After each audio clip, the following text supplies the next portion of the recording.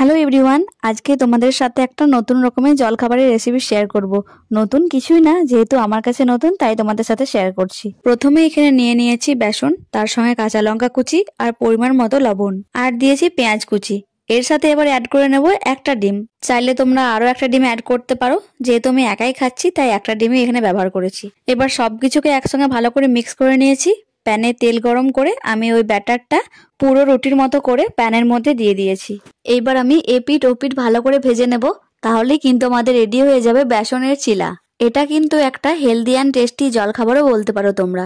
ব্যাস, এইবার একটু টমেটো কেচাপের সাথে আমি এটাকে সার্ভ করে নিয়েছি। সিরিয়াসলি বলছি, গরম গরম খেতে কিন্তু এটা দারুণ লাগে। এর আগে আমি 2-3 বার করেছি, বাট আমি ওটাকে পুড়িয়ে ফেলেছিলাম বলে আমি সেটাকে আর ভিডিওর মাধ্যমে তোমাদেরকে দেখাইনি। তো এইবার আমি এটাকে একদম প্রপার ভাবে করতে পেরেছি, তাই তোমাদের সাথেও রেসিপিটা শেয়ার করলাম। জানি নতুন কিছু না, তবুও যেহেতু আমি করলাম তাই তোমাদের সাথে শেয়ার করলাম।